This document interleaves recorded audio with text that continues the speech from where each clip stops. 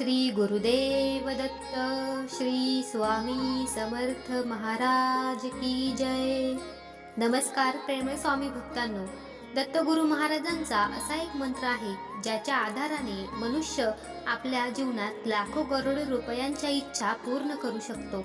म्हणूनच भक्तांनो, आजच्या व्हिडिओमध्ये आपण श्री दत्तगुरु महाराजांचा एक चमत्कारिक मंत्र घेऊन आलेलो आहोत। या मंत्रामुळे तुमच्या मनातील इच्छा तुम्ही पूर्ण करू शकता आणि तुम्ही श्रीमंत व्यक्ती होऊ शकता। भक्तांनो, श्री दत्तगुरु महाराजांचा हा मंत्र अत्यंत प्रभावी आणि चमत्कारिक आहे। अनेक भक्तांना या मंत्राचा खूप फायदा झालेला आहे। त्यामुळे भक्तांनो, उशीर करू नका। आम्हाला माहिती आहे की तुम्हाला पैशांची खूप गरज आहे।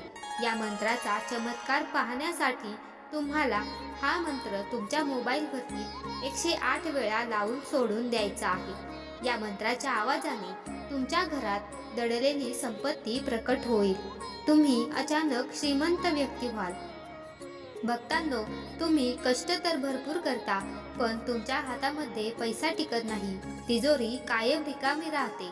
असे दिसते की तुमच्या हातात पैसा तर येतो, पण तो टिकत नाही। कोणत्या ना कोणत्या कारणाने पैसे खर्च होत राहतात। जर तुम्हालाही अशा समस्यांना तोंड द्यावे लागत असेल तर आता काळजी करू नका। यावरही एक उत्तम उपाय आहे, तो म्हणजे या व्हिडिओमध्ये आम्ही जो चमत्कारिक मंत्र सांगणार आहोत तो तुम्हाला श्रद्धेने आणि मनपूर्वक ऐकायचा आहे। या मंत्रामुळे तुम्ही तुमच्या नशिबाचे कुलूप उघडून खूप सारे पैसे तुमच्याकडे आणू शकता। भक्तांनो, श्री दत्तगुरु महाराज फक्त भक्तीचे आणि शक्तीचे देव नाहीत, तर आपल्या भक्तांना चांगला आशीर्वाद देतात, त्यांना सुख समृद्धीकडे नेतात। त्यांना प्रसन्न करण्यासाठी तुम्हाला हा मंत्र भक्तीने ऐकावा लागेल। हा मंत्र तुमच्या आयुष्यात सुख समृद्धी घेऊन येईल, तर तुम्हाला 3 दिवस 108 वेळा संपूर्ण ऐकावा लागेल। तुम्हाला या मंत्रामुळे खूप फायदा होईल। तुम्ही स्वतः आश्चर्य कराल की तुमच्या आयुष्यात सुखाचे समृद्धीचे मार्ग मोकळे होत आहेत। भक्तांनो, जर तुम्हाला तुमचे नशीब कायमचे बदलायचे असेल तर तुम्ही तुमच्या जवळच्या 3 व्यक्तींना हा मंत्र शेअर करू शकता। त्यांना सुद्धा या मंत्राचा लाभ होईल।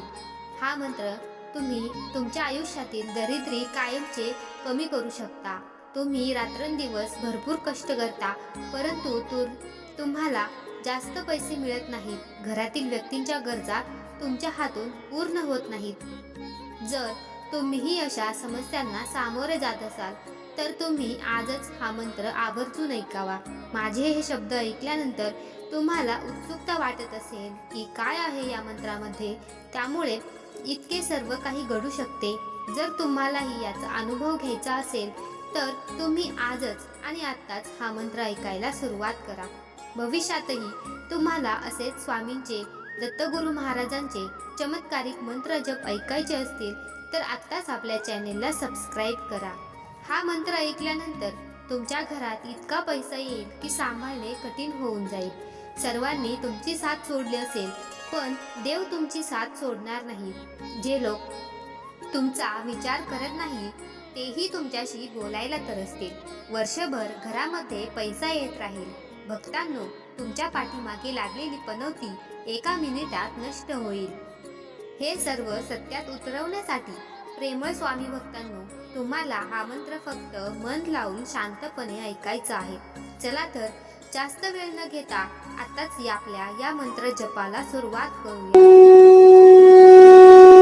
ओम श्री गुरु दत्तात्रय श्री स्वामी समर्थाय श्री धनलाभाय श्रीपाद श्रीवल्लभाय नमः।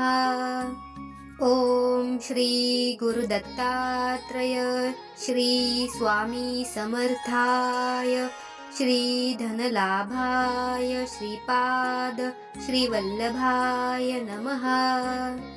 ओम श्री गुरु दत्तात्रय श्री स्वामी समर्थाय श्री धनलाभाय श्रीपाद श्रीवल्लभाय नमः। ओम श्री गुरुदत्तात्रय श्री स्वामी समर्थाय श्री धनलाभाय श्रीपाद श्रीवल्लभाय नमः। ओम श्री गुरुदत्तात्रय श्री स्वामी समर्थाय श्री धनलाभाय श्रीपाद श्रीवल्लभाय नमः। ओम श्री गुरुदत्तात्रय श्री स्वामी समर्थाय श्री धनलाभाय श्रीपाद श्रीवल्लभाय नमः। ओम श्री गुरुदत्तात्रय श्री स्वामी समर्थाय श्री धनलाभाय श्रीपाद श्रीवल्लभाय नमः। ओम श्री गुरुदत्तात्रय श्री स्वामी समर्थाय श्री धनलाभाय श्रीपाद श्रीवल्लभाय नमः। ओम श्री गुरुदत्तात्रय श्री स्वामी समर्थाय श्री धनलाभाय श्रीपाद श्रीवल्लभाय नमः। ओम श्री गुरुदत्तात्रय श्री स्वामी समर्थाय श्री धनलाभाय श्रीपाद श्रीवल्लभाय नमः। ओम श्री गुरुदत्तात्रय श्री स्वामी समर्थाय श्री धनलाभाय श्रीपाद श्रीवल्लभाय नमः। ओम श्री गुरुदत्तात्रय श्री स्वामी समर्थाय श्री धनलाभाय श्रीपाद श्रीवल्लभाय नमः।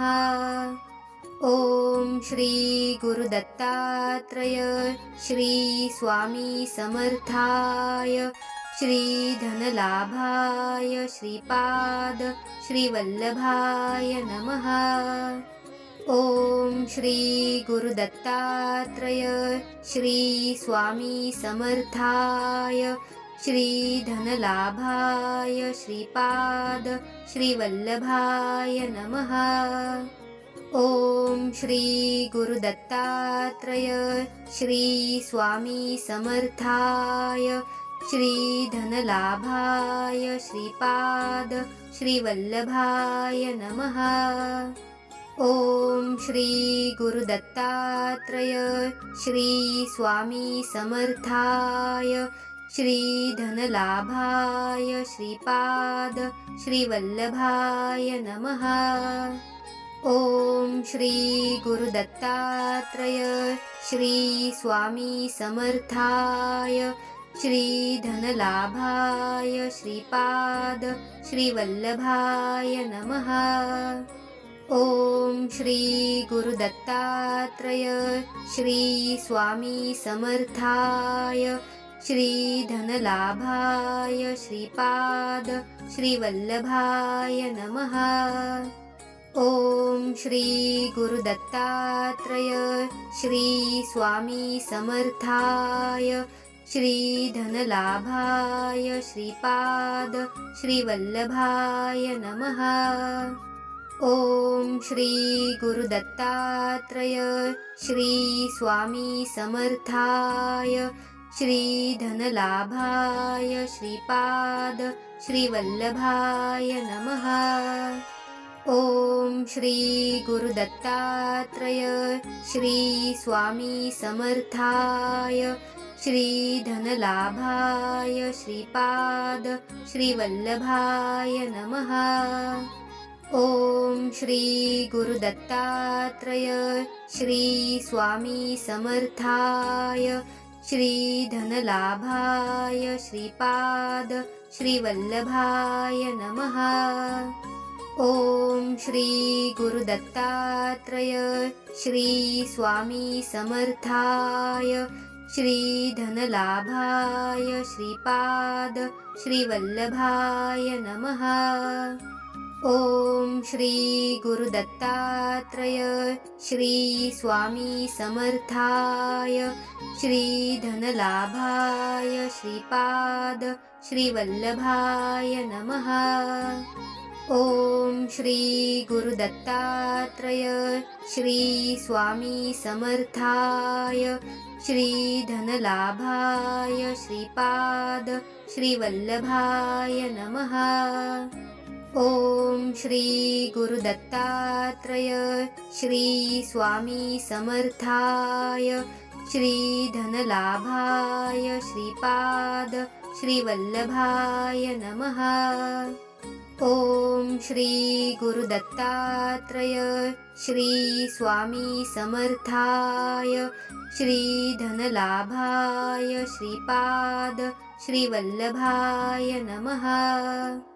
ओम श्री गुरुदत्तात्रय श्री स्वामी समर्थाय श्री धनलाभाय श्रीपाद श्रीवल्लभाय नमः।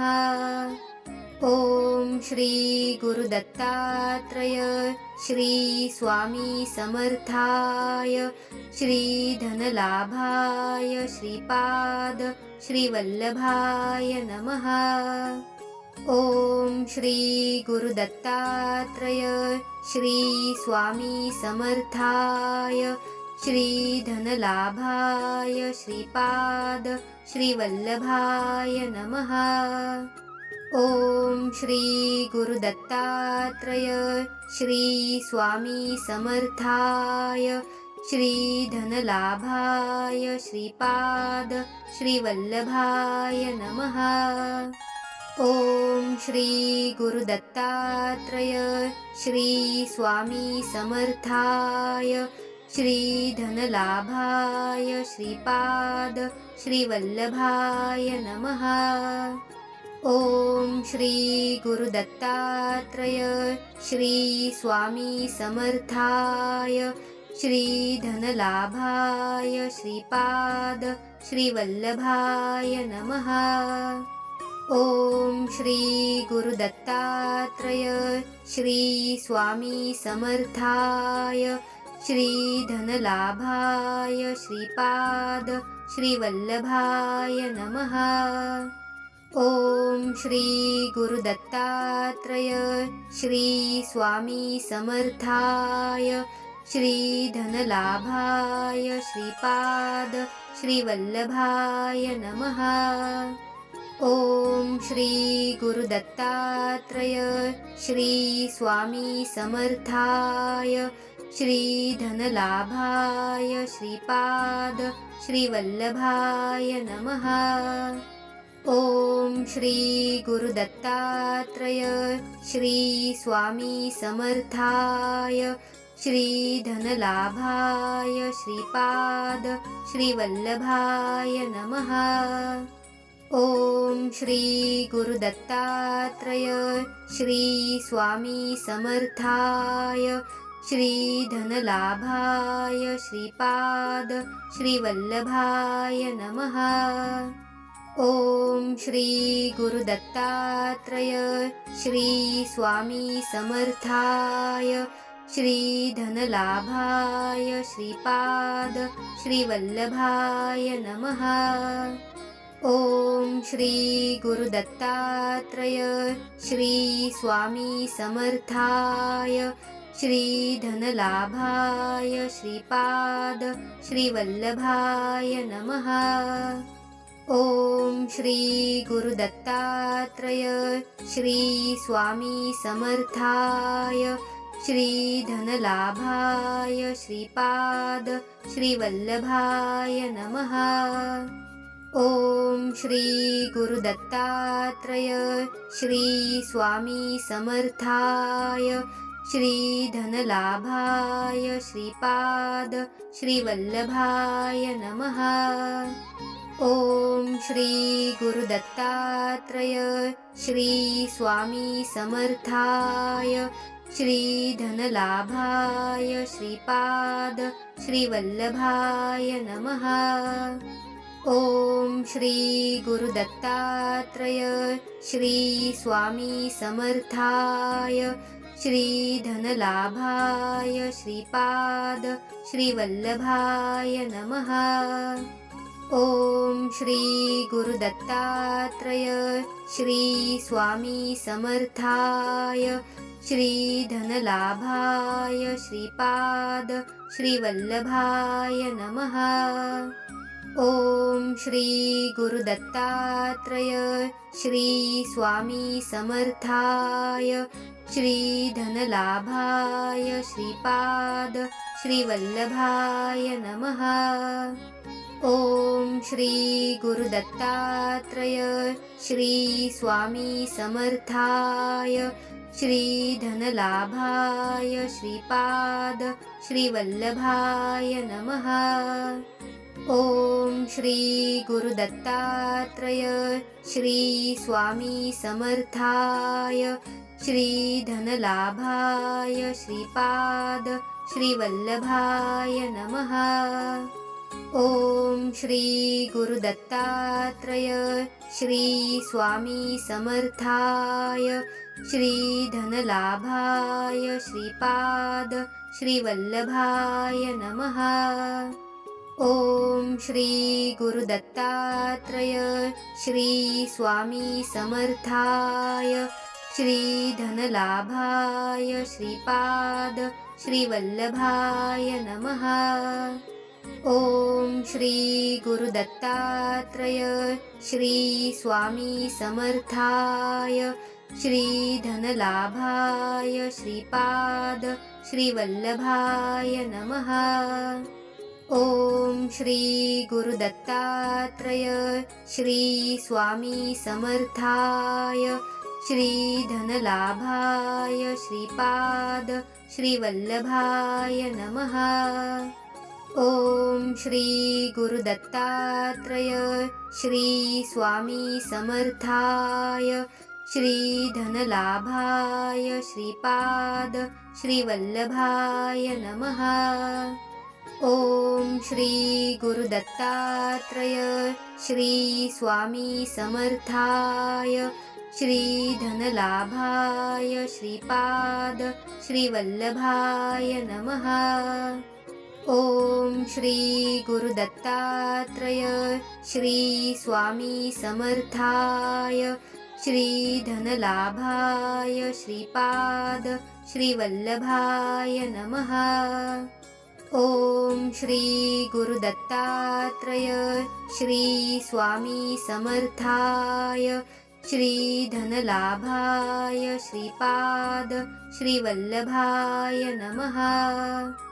ओम श्री गुरुदत्तात्रय श्री स्वामी समर्थाय श्री धनलाभाय श्रीपाद श्रीवल्लभाय नमः।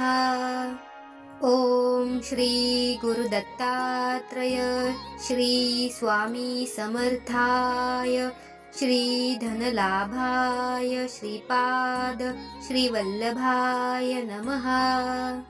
ओम श्री गुरुदत्तात्रय श्री स्वामी समर्थाय श्री धनलाभाय श्रीपाद श्रीवल्लभाय नमः।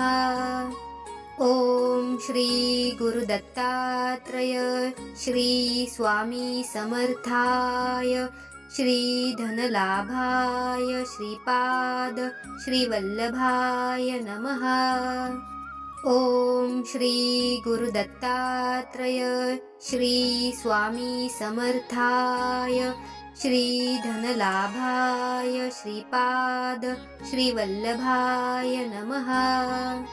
ओम श्री गुरुदत्तात्रय श्री स्वामी समर्थाय श्री धनलाभाय श्रीपाद श्रीवल्लभाय नमः।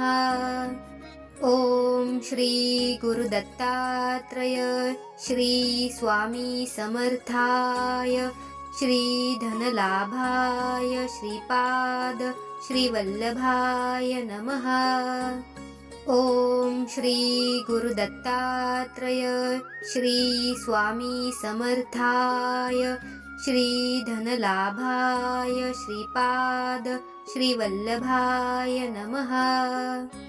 ओम श्री गुरुदत्तात्रय श्री स्वामी समर्थाय श्री धनलाभाय श्रीपाद श्रीवल्लभाय नमः।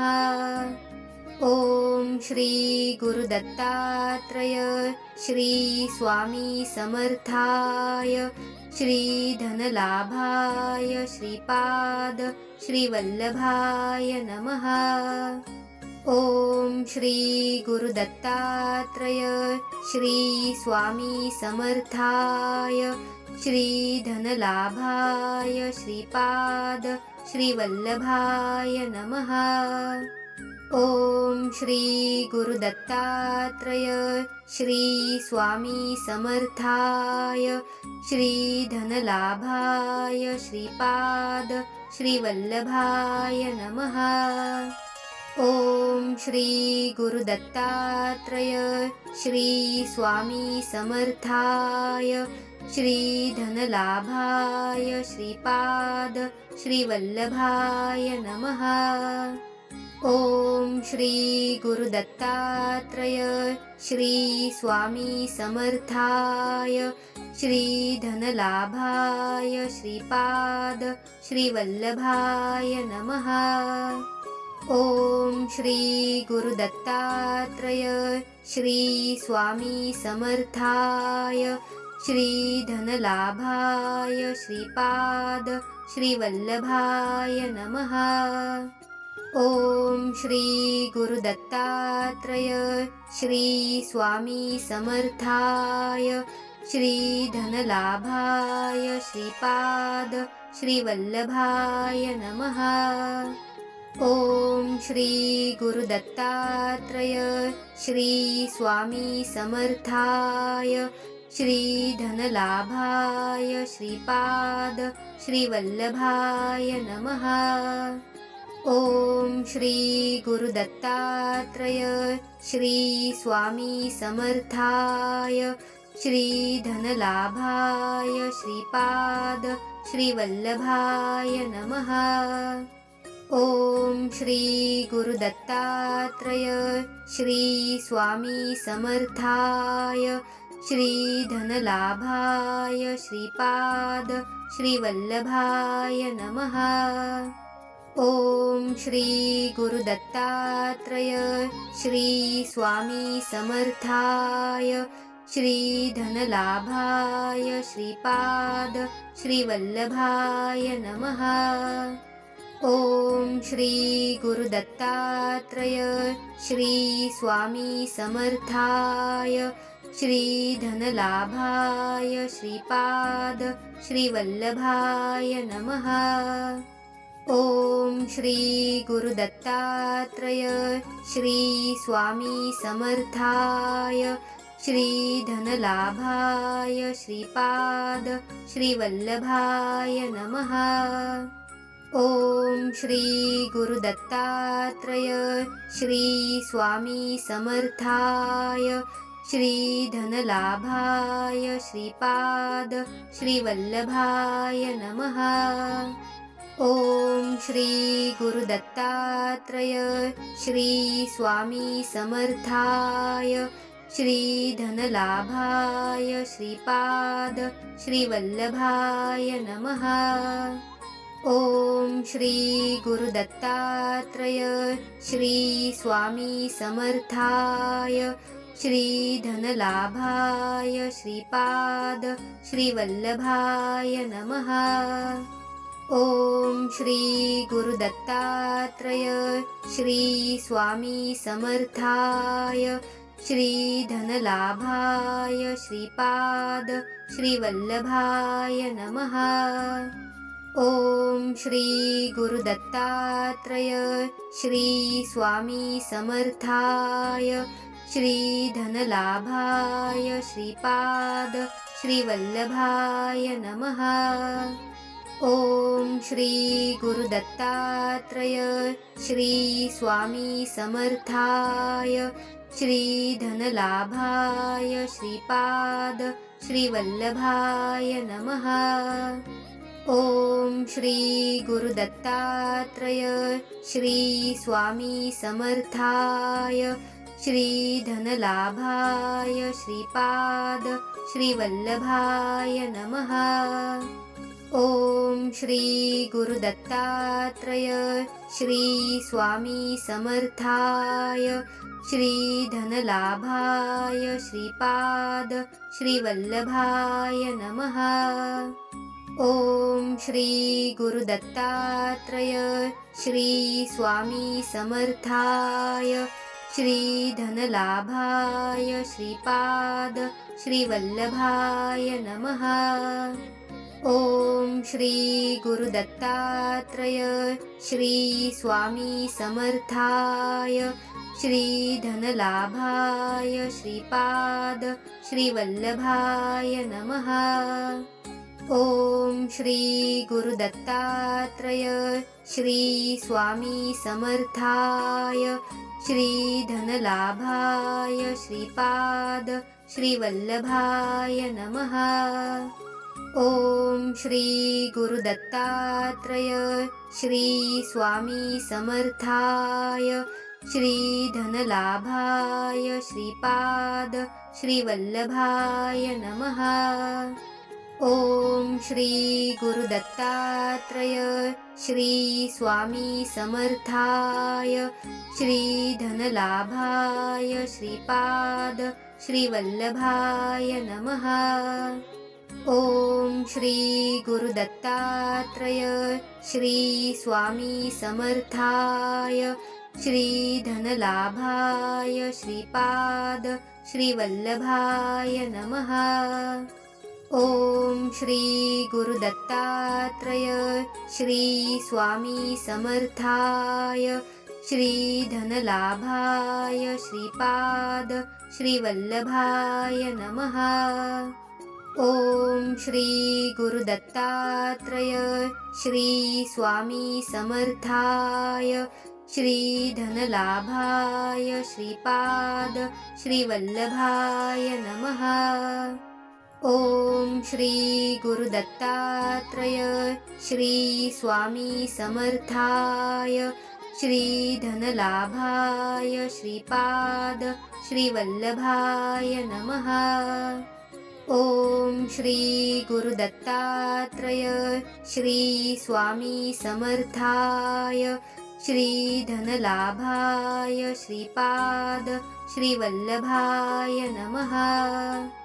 ओम श्री गुरुदत्तात्रय श्री स्वामी समर्थाय श्री धनलाभाय श्रीपाद श्रीवल्लभाय नमः। ओम श्री गुरुदत्तात्रय श्री स्वामी समर्थाय श्री धनलाभाय श्रीपाद श्रीवल्लभाय नमः। ओम श्री गुरुदत्तात्रय श्री स्वामी समर्थाय श्री धनलाभाय श्रीपाद श्रीवल्लभाय नमः। ओम श्री गुरुदत्तात्रय श्री स्वामी समर्थाय श्री धनलाभाय श्रीपाद श्रीवल्लभाय नमः। ओम श्री गुरुदत्तात्रय श्री स्वामी समर्थाय श्री धनलाभाय श्रीपाद श्रीवल्लभाय नमः। ओम श्री गुरुदत्तात्रय श्री स्वामी समर्थाय श्री धनलाभाय श्रीपाद श्रीवल्लभाय नमः। ओम श्री गुरुदत्तात्रय श्री स्वामी समर्थाय श्री धनलाभाय श्रीपाद श्रीवल्लभाय नमः। ओम श्री गुरुदत्तात्रय श्री स्वामी समर्थाय श्रीधनलाभाय श्रीपाद श्रीवल्लभाय नमः। ॐ श्री गुरुदत्तात्रय श्री स्वामी समर्थाय श्रीधनलाभाय श्रीपाद श्रीवल्लभाय नमः। ॐ श्री गुरुदत्तात्रय श्री स्वामी समर्थाय श्रीधनलाभाय श्रीपाद श्रीवल्लभाय नमः। ॐ श्री गुरुदत्तात्रय श्री स्वामी समर्थाय श्रीधनलाभाय श्रीपाद श्रीवल्लभाय नमः। ॐ श्री गुरुदत्तात्रय श्री स्वामी समर्थाय श्रीधनलाभाय श्रीपाद श्रीवल्लभाय नमः। ॐ श्री गुरुदत्तात्रय श्री स्वामी समर्थाय श्रीधनलाभाय श्रीपाद श्रीवल्लभाय नमः। ॐ श्री गुरुदत्तात्रय श्री स्वामी समर्थाय श्रीधनलाभाय श्रीपाद श्रीवल्लभाय नमः। ॐ श्री गुरुदत्तात्रय श्री स्वामी समर्थाय श्रीधनलाभाय श्रीपाद श्रीवल्लभाय नमः।